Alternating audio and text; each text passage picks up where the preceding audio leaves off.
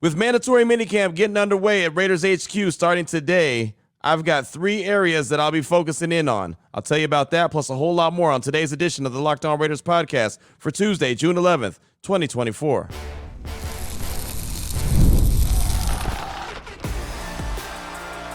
You are Locked On Raiders, your daily Las Vegas Raiders podcast, part of the Locked On Podcast Network, your team every day.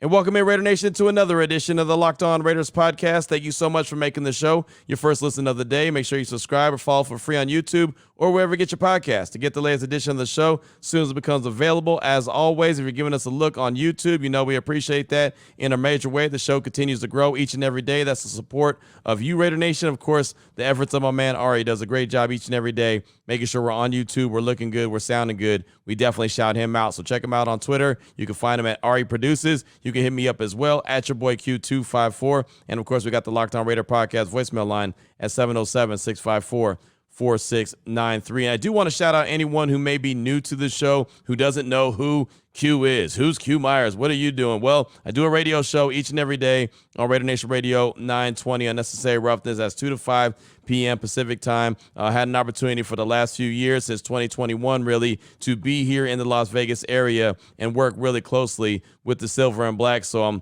very blessed to have the opportunity, just like I was blessed to have the opportunity to be at Raiders HQ on Monday for Media Day. Of course, I'll tell you a lot more about that coming up in the show. But yeah, just again, been a lifelong Raider fan and have really turned that into the opportunity to talk about my favorite team. Been doing this show now for a handful of years, and it's been growing and growing and growing. And again, just really want to shout out to Raider Nation for the consistent support. A lot of just kind of talk with each other, and spreading the word about the show, and that's what's really made it go. So definitely shout out, hats off to Raider Nation. But coming up on the show today, segment number 3, got your calls and texts straight off that Locked On Raider podcast voicemail line, 707-654-4693. We didn't have any calls or texts on Monday's show due to the Tim Brown and Marcus Allen conversation. I'm sure nobody really had a problem with that, because that was a really fun conversation I was able to be a part of on Friday at the Raiders Alumni Wellness event, their first annual that they're going to have all the time. Really a successful event they had all weekend long, but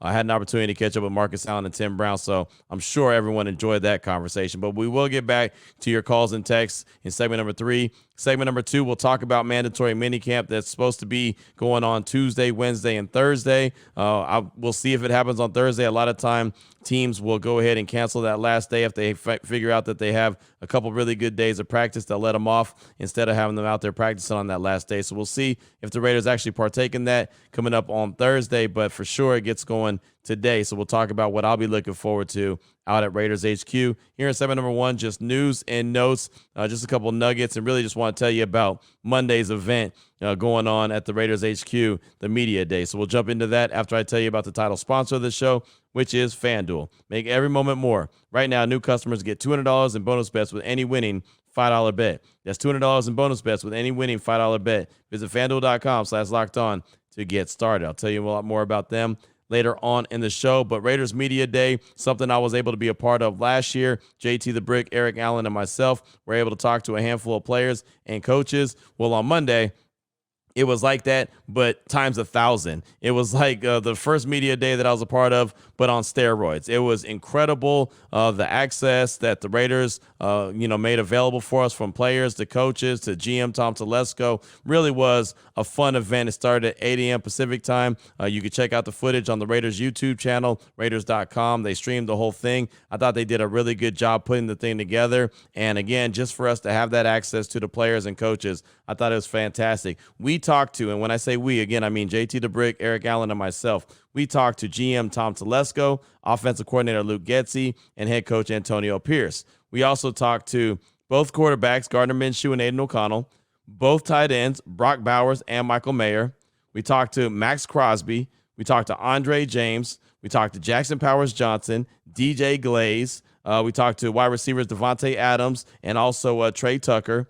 Talked to big defensive tackle Christian Wilkins, safety Trayvon Merrick. I mean, we talked to, 3, 6, 9, 12, 15 different folks, right? 12 players and 3 coaches. or 2 coaches and a GM. I mean, that's nothing to shake a stick at. That's big time right there. It was a really fun event. Again, you can go back and check out the Raiders YouTube page. 4 hours long. Didn't really know what to expect this time around since it is a new staff, so didn't really know what approach that they were going to take that was different than last year's staff. But, man, it was a lot of fun. I thought it was very informative, just getting the thoughts from, Devontae, Max, guys that have been there, done that. Christian Wilkins being new to the team. Trayvon Merrick, who had a breakout year last year with the silver and black. And then you had rookies like Jackson Powers-Johnson, DJ Glaze, right? Those guys, Brock Bowers, who's not real talkative, but he's a hell of a player. So again, I just thought that there was a lot to like about Monday's event. Very blessed to be a part of that. And once that event happens, then it's time for mandatory minicamp. And it is time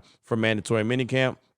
Matter of fact, we'll be out at Raiders HQ bright and early today. Matter of fact, the morning tailgate on Raider Nation Radio 920, Vinny Bonsignor, he'll actually do his part of the show live from Raiders HQ. So he'll be out there about 6:30 a.m., which means I'll be out there around 6:30 a.m. trying to make sure he's set up and good to go. But at 8:45, between 8:45 and 9:30, we'll be talking to passing game coordinator Scott Turner, defensive line coach Rob Leonard, and wide receivers coach Edgar Bennett. That's all going to be in the press room. So that's going to actually go on before practice. So those guys, as all the different coaches that we've been able to talk to, all the different assistants that we've been able to talk to, it'll be good to hear from those guys. Normally there'd be a time where a lot of the assistants are made available all at the same time in the media room, and we just kind of walk around on our own and just talk with them. But this is going to be this is all at the podium, and it's a lot more organized, and just to be able to hear from these coordinators and coaches is always great. So after that, from 9:50 to 11:15 a.m.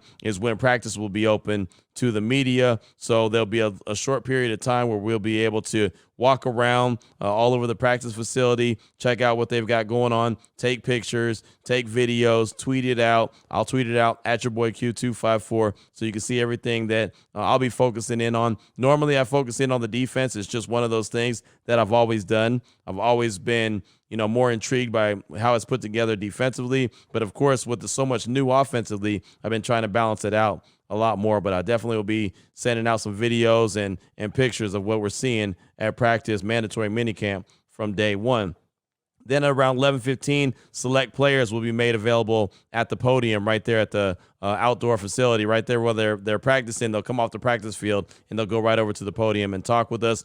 Normally, we've been getting about 3 players. We may get 3 or 4 since it's mandatory minicamp, but the Raiders have been doing a really good job with making these guys available. So that'll happen around 11:15. Remember, all these times are Pacific Standard Time. And then Tuesday, they're really going nuts with having these different assistant coaches that we'll be speaking with. And I won't really be able to be part of this section and this portion of practice because I have my radio show that starts at 2 o'clock, 2 to 5 p.m. on Raider Nation Radio. But from 2:30 to 3:20, you'll hear from offensive assistant DeAndre Pierce, assistant tight ends coach Mitch Singler, assistant quarterback coach Fred Walker, assistant offensive coach Tim Zetz, senior offensive assistant Joe Philbin, pass rush specialist Andre Carter, assistant defensive backs Matt Feeney, assistant linebackers Marcus Lewis, assistant defensive coach Josh Phillips, assistant special teams coach Darius Swinton II, and also assistant special teams coach Cade Rannings. All that is Tuesday.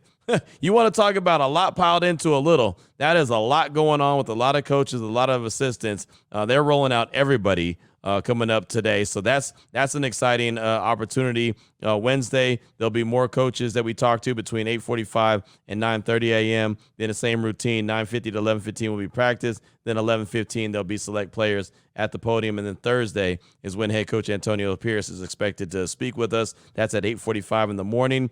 Practice is scheduled right now, again, from 9:50 to 11:15, and then 11:15 players made available at the podium. But I do expect that if the Raiders get a couple good days of practice starting today, that they'll definitely not have that Thursday practice. I'm sure AP will still talk with us. They might have a couple players made available to talk with us immediately afterwards as well. But again, normally, more times than not, if they have a couple really good days of practice, they won't make the players go ahead and take part in mandatory minicamp day number 3. But again, that's for them to decide, and they'll let us know when they feel the need. So today and tomorrow, we know the schedule as it's set, and we'll see what happens with Thursday. But with mandatory minicamp here, what am I going to be focusing on? Well, I got 3 areas that I really want to kind of take a look at, especially today at Mandatory Minicamp. So I'll tell you about that coming up in segment number 2 of today's Locked On Raiders podcast. Before I get to that, though, I do want to tell you about the title sponsor of this show, which is FanDuel. Summertime means baseball, the NBA Finals, and more, like the Stanley Cup Finals. And you can bet it all on FanDuel. Now, I'll say this, when it comes to the NBA Finals and Stanley Cup Finals, they might not last that long, right? I mean, Game 3 for the NBA Finals is later on today, and then Game 3 for the Stanley Cup Finals is actually on Thursday. Right now, the home teams have dominated. Boston's up 2-0 over Dallas, and you got Florida, the Panthers, 2-0 over Edmonton. How will things change when these other teams get back to their home court? Like Dallas will be hosting Boston later on tonight. They better win Game 3, or these series are going to be done quick, fast, and in a hurry. But right now for you, new customers get $200 in bonus bets with any winning $5 bet. That's $200 you can use to bet on everything from the Finals MVP to who's going to hit one out of the park. And it's funny, I actually picked Kyrie Irving to be the Finals MVP. The Mavs were going to win in 6 games, and Kyrie's come together with 16 points and 12 points. He ain't winning no MVP that way. So luckily I didn't place any money on that bet, but you can place some money on that bet. Who's going to win the Finals MVP and more. Visit FanDuel.com/lockedon. Add a big win to your summer bucket list. FanDuel, America's #1 sportsbook.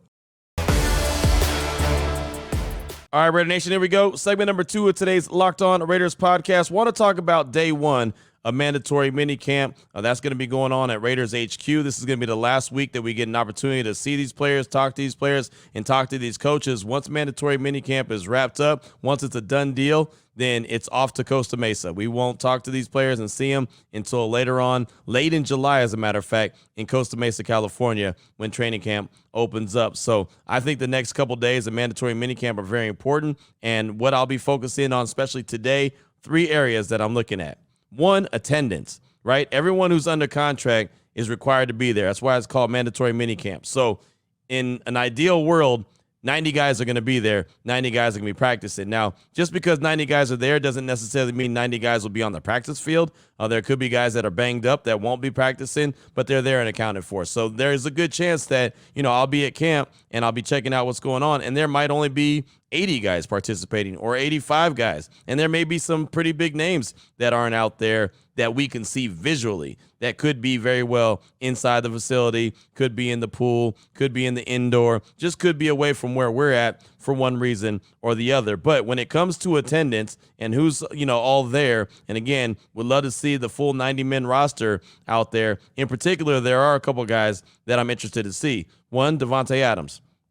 Not that I think that there's any issue, but the last couple times that we've been out there for OTAs, which are voluntary, we haven't seen Davante. Now, the very first day that we were out there for OTAs, we didn't see him out there on the practice field, but I saw him in the swimming pool. So I knew that he was there and accounted for. I didn't see him the last couple times. Doesn't mean he was there, wasn't there. But again, I just didn't see him with my own 2 eyes. So I don't want to say something and say he was or wasn't if I didn't get to see him, like I said, personally with my own eyes. But for this, I'd like to see Davante out there and actually practicing with the guys. I think that would be a big deal, especially for the next couple days, getting these guys sharp before they break for the summer and then make a meet up in Costa Mesa for a training camp. So I'd love to see Davante out there. Got a chance to see him and talk with him on Monday at Raiders Media Day for the Raiders Roundtable. That was a lot of fun. He looked excited, looked like he was in a good place, fired up for for everything that they were going to do, all the work they were going to put in to prepare for the season. But I'd like to see him out there. With that being said, I'd also like to see the rookie Jackson Powers-Johnson. He is another guy that I got to see on Monday and talk with at Raiders Media Day. Would like to see him out there participating. We saw him at rookie minicamp, spoke with him after rookie minicamp, saw him at OTAs the one time that we were out there, the first time that we were out there, matter of fact, and he left about halfway through practice and never returned. Never again did I see him. And again, we were only there for, 3 weeks of OTAs, but it was only 1 day a week as opposed to the 3 days that they were out there practicing. So he very well could have been out there practicing, but when we were out there, we didn't get to see him practicing. The very last time that we were out there for OTAs last week, I did see him, but he wasn't participating. Him and Colton Miller were standing off to the side. They were doing a little bit of kind of footwork. Colton Miller was showing him a couple things as far as footwork goes, but there was no helmet on. There was none of that going on. So would like to see JPJ out there, working. Would like to see JPJ start to get comfortable at that left guard position and really be able to hold that down. Would love to see Colton Miller back out there, but he's recovering from shoulder surgery, so I'm sure he won't be seen and actually participating till training camp. But I think for a rookie, as Jackson Powers Johnson is, especially a rookie that was playing center last year at Oregon and now he's making the move to left guard, it's not going to be like he's picking up his bike and riding it again, right? I mean, this is going to be a little bit different. There's a learning curve, obviously,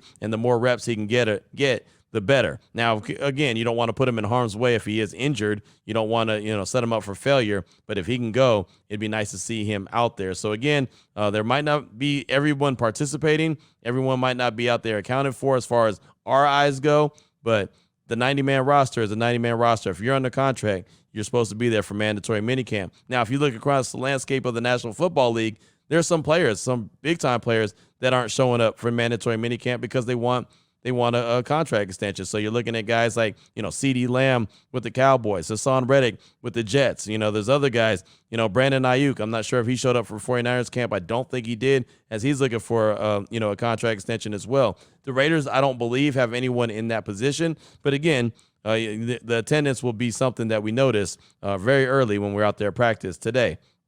Also, what else I'm looking at? Number 2, cornerback competition. Jacorian Bennett, Brandon Faison. Those are the guys that I'm looking at that are going to be playing across from Jack Jones and Nate Hobbs. Who's going to be getting the first team reps, right? How does Jacorian Bennett look? How does Brandon Faison look? Has the game started to slow down a little bit for Jacorian Bennett, a guy that showed all his speed last year? He was really fast, but a lot of times when it was time to go and actually make a play, when the ball was in the air, it's almost like he didn't trust his technique. And it was funny, Eric Allen was talking with us about the secondary, and I asked about JB and said that exact thing, that I noticed him being able to run with anyone with his speed, but then the ball was in the air and he wasn't able to make the play. And he said not only did he not trust his technique, he wasn't trusting his players around him, his teammates around him. If you know that your safety is in the middle playing where he's supposed to be playing, you don't have to try to overcompensate. You don't have to cut in when the wide receiver cuts in on the fake post and then all of a sudden he cuts back out. If you know and trust that your safety is going to be there, you can let that wide receiver do the fake post and then come back because you're right there. Right, you're right there waiting for the ball to arrive, and that's how you start making plays. So I want to see how the game has started to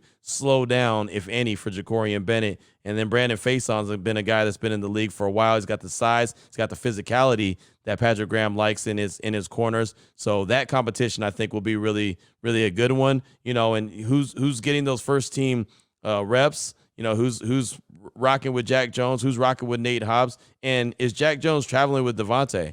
Or is he sticking to one side? I'm very interested to see if the Raiders start using Jack Jones as a guy that could be shadowing the best wide receiver the opposing team has, or is it just, hey, I'm going to stick to the left side, you stick to the right side, or vice versa? Want to see how that shakes out.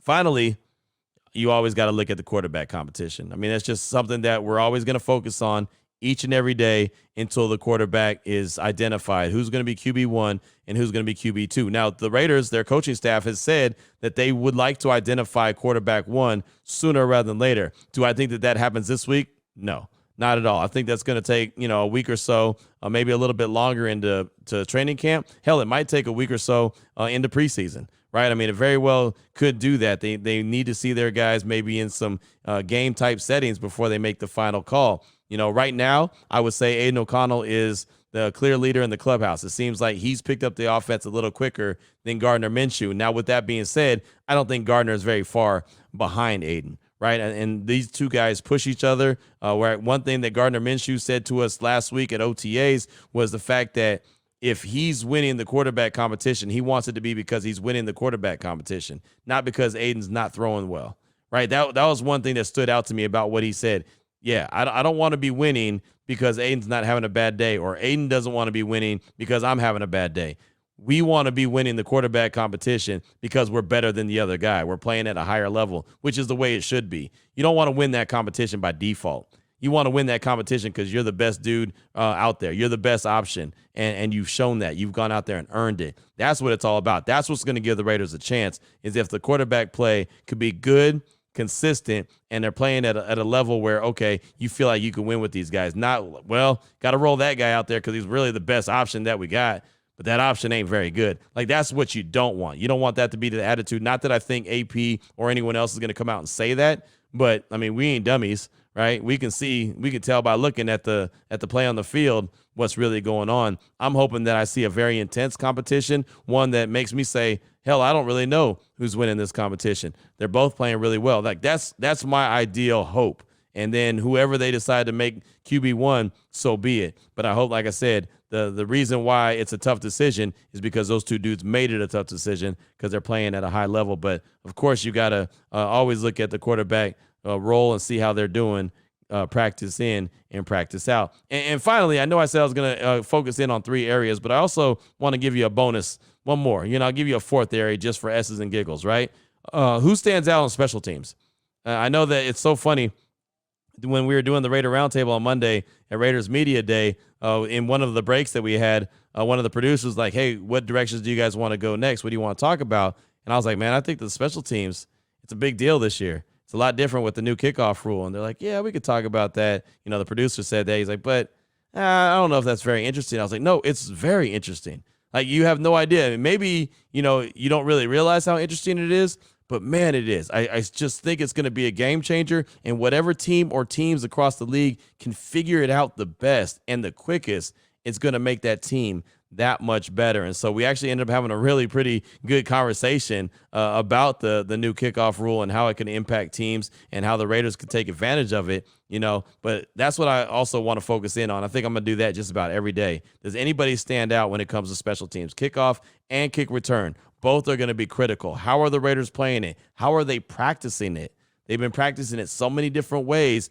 Like, what is standing out to me? That's something that I'm definitely going to be focusing on as well. But I'm going to do that every day that we're out there. So that's what I'll be paying attention to. Attendance, right? In particular, Devontae Adams and JPJ, Jackson Powers-Johnson. The quarterback competition, Jacorian Bennett and Brandon Faison. And the quarterback competition between Aiden O'Connell and Gardner Minshew. And the special teams unit is the bonus. So kickoff and kick return. Does anybody stand out? So what's on your mind? 707-654-4693. That's the Locked On Raider podcast voicemail line. Your calls and texts are coming up as we close out the show for this Tuesday here on the Locked On Raiders podcast.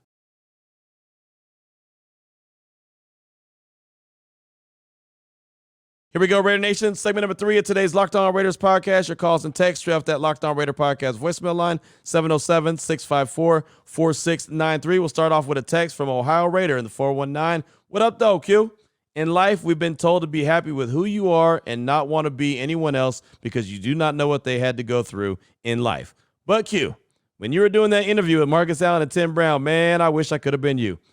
As a Raider fan since 74, it was great to hear those guys and to hear them talk about guys like Greg Do-It Pruitt, Swervin, Mervin Fernandez. It reminded me why I'm a Raider fan, win or lose. So many great players that appear to be great off the field as well.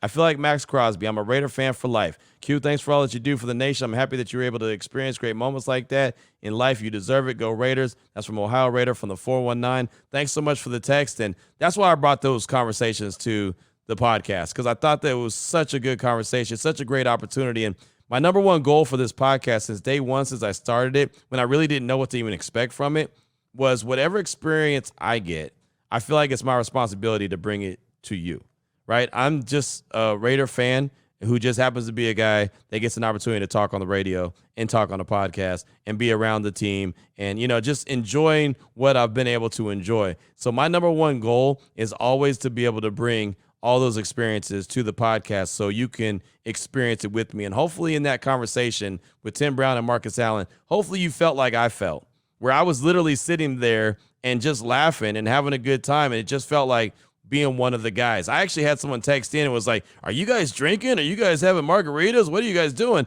You guys sound like you've been throwing them back. And I was like, no, we're just having fun.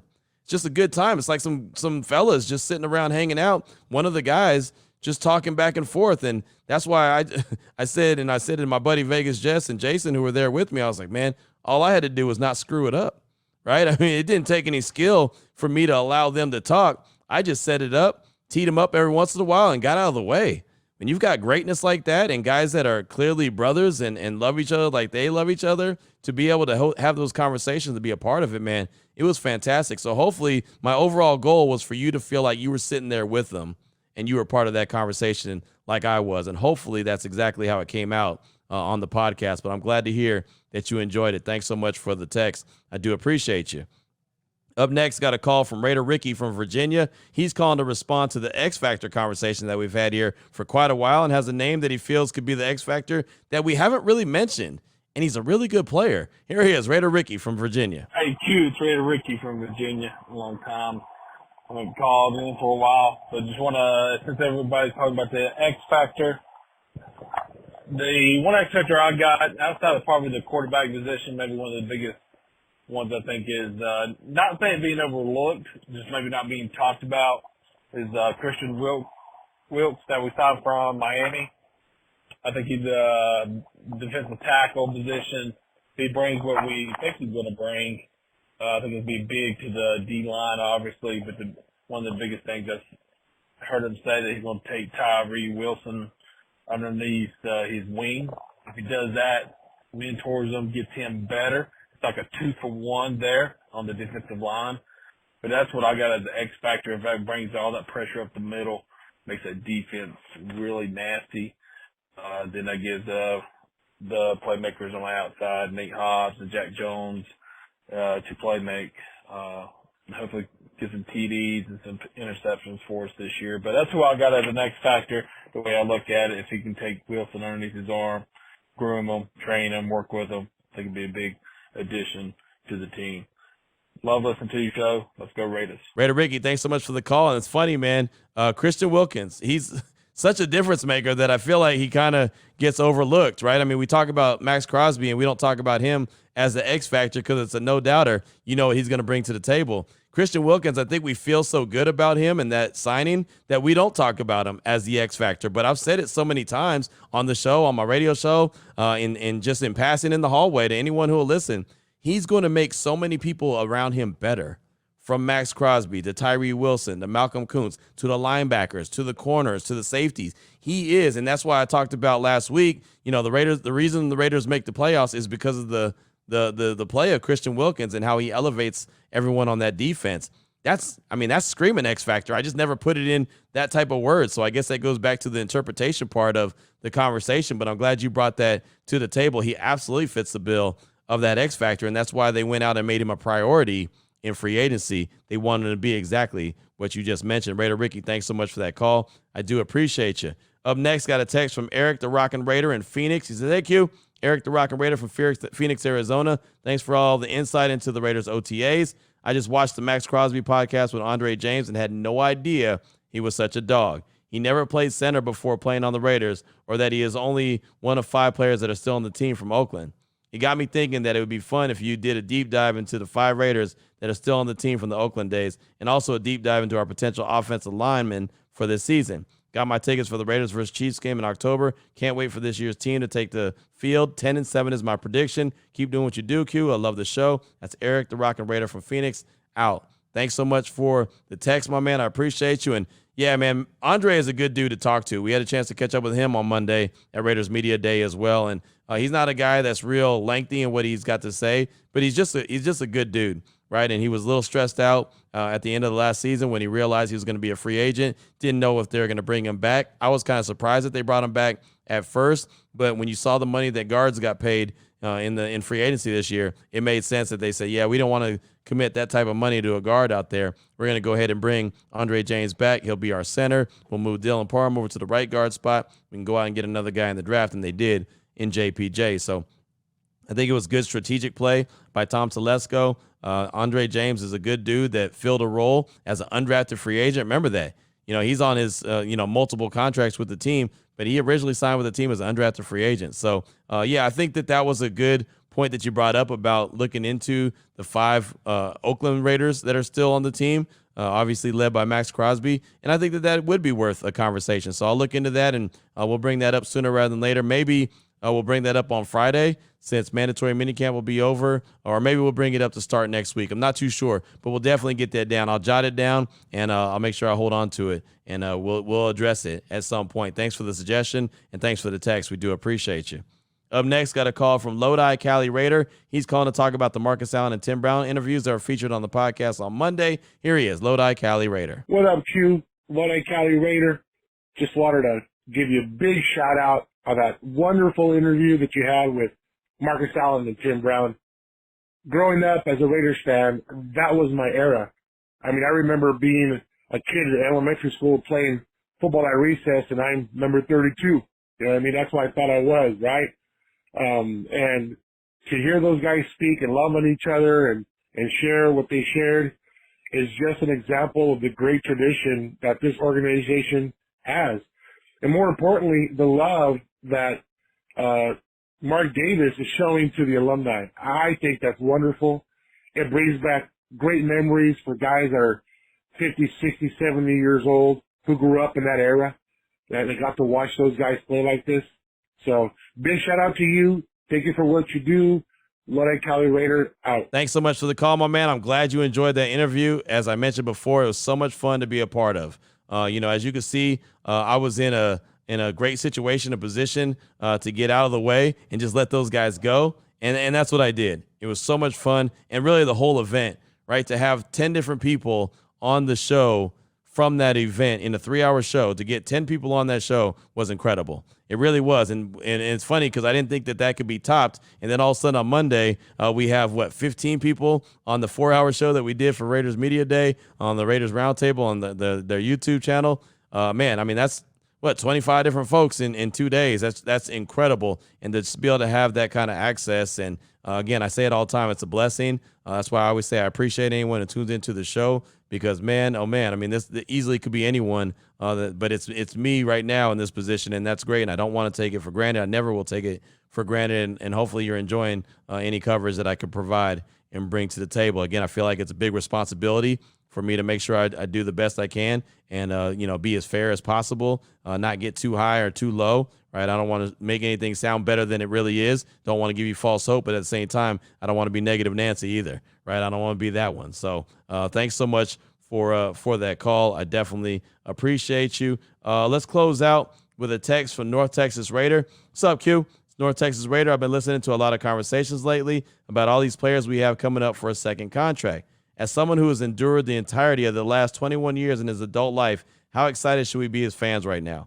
We haven't signed as many second contracts in the last 10 years combined as we are creating space to take care of this year alone. And maybe next year? Then we're looking at Jack Jones, Dylan Parham, maybe, but that's another conversation. Zamir White, Thayer Munford. When I thought about this, it really hit me how different this year feels. Like I haven't had hope like this since 2017. Please, God, don't let this be 2017. Anyway, what do you think? As always, love what you do for the nation. North Texas Raider out. Thanks so much for the text. Appreciate you. And I think that's a great point. A great point. Two things that I noticed. One, you pointed it out. The guys that are lined up that we're talking about deserve contract extensions, right? And we're talking about Nate Hobbs. We're talking about Trayvon Merrick. We're talking about Malcolm Kuntz. We're talking about Robert Spillane, right? We're talking about Marcus Epps potentially, right? I mean, just to name a few, those guys are already lined up. And you're right. The Raiders haven't had guys that they've extended in a long time. Not only that, think about free agency this past year. The Raiders didn't go get crazy and have to go sign a bunch of guys, but they had guys signed to other teams, right? I mean, you had guys like Jermaine Illuminor getting picked up by the Giants. Obviously, Josh Jacobs gets picked up by the Packers, right? Guys are signing quick. Bilal Nichols gets picked up by the Cardinals, right? Austin Hooper, where'd he go? The Patriots? He got signed by the Patriots, I believe. So they had multiple free agents sign elsewhere. I still remember the time when the Raiders would get a guy hit free agency and he would just leave and he would just hover and he would not get signed by any other team in the league. And then all of a sudden, next thing you know, he's either out of the league or maybe he's signing in training camp as a camp body and trying to hold on.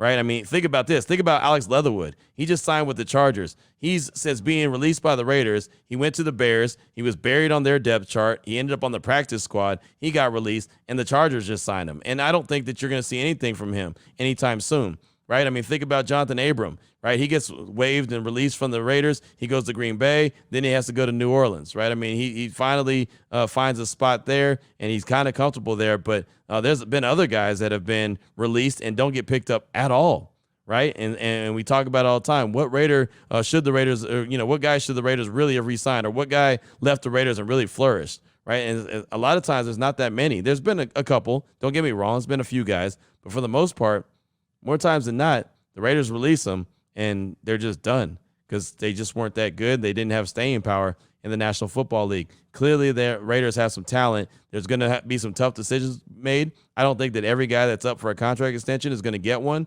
but I think that's going to be based off of how much confidence the team has in the guy that's behind him. Okay, well, this guy's about to get a big contract extension.